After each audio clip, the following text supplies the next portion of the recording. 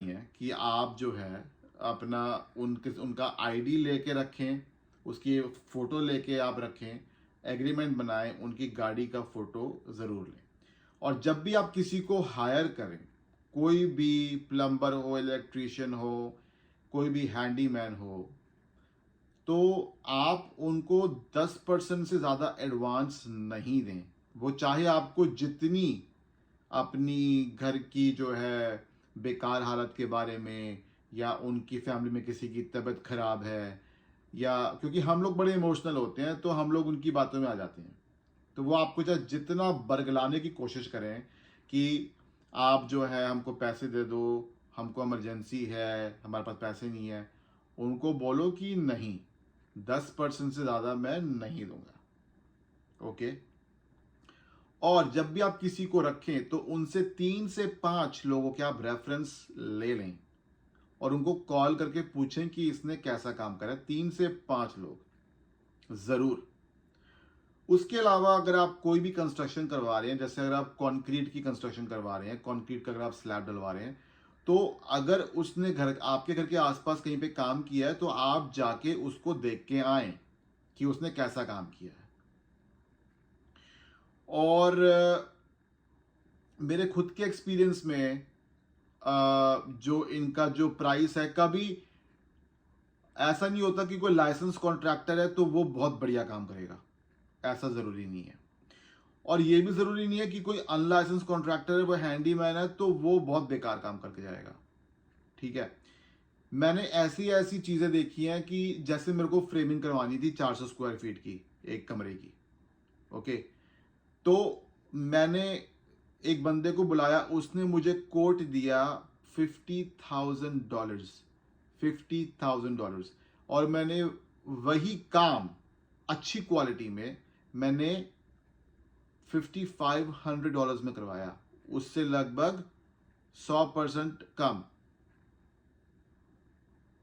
उससे उससे लगभग 10, मतलब कि 10 गुना कम। मतलब अगर 5,500 को अगर आप मल्टीप्लाई इंटू 10 करें तो वो $55,000 हो जाते हैं।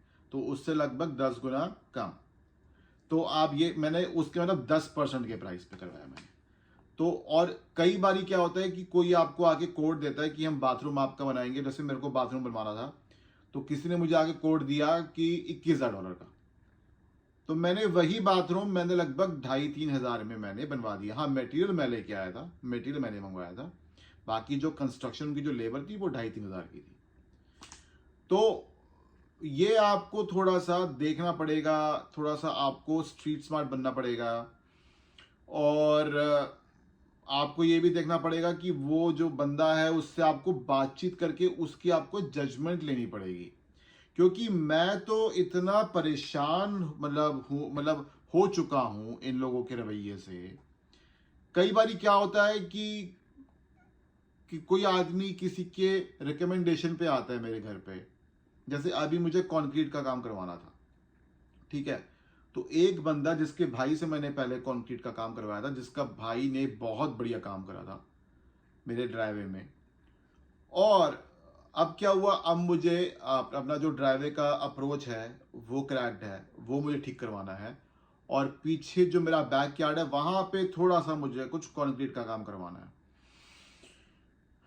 तो वो आया, उसका अब जिससे मैंने काम पहले करवाया था उसका नाम था उसका क्या नाम था, उसका नाम था क्रिस। तो जो क्रिस था उसको ब्रेन स्ट्रोक हो गया। तो अब वो जो है काम नहीं कर सकता। तो उसका भाई आया और इसका नाम है बेनी।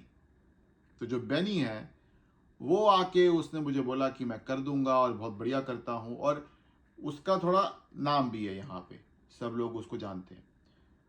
तो अब जब मैंने उसको काम दे दिया, उसको मैंने डिपॉजिट दे दिया, अब वो बोल रहा है कि मैंने आपका सस्ते में कर दिया, आप थोड़ा सा और पैसे दो, और पैसे दो। उससे पूरा डिस्कशन करके बात हुई थी, किया था सब, अब वो बोल रहा है और पैसे दो। तो अब मतलब मैं परेशान हो जाता हूं कि मैं किस पे भरोसा करूं, किस पे भरोसा नहीं करूं यहाँ। मतलब कंस्ट्रक्शन के मामले में तो बहुत ज़्यादा डिफिकल्ट है।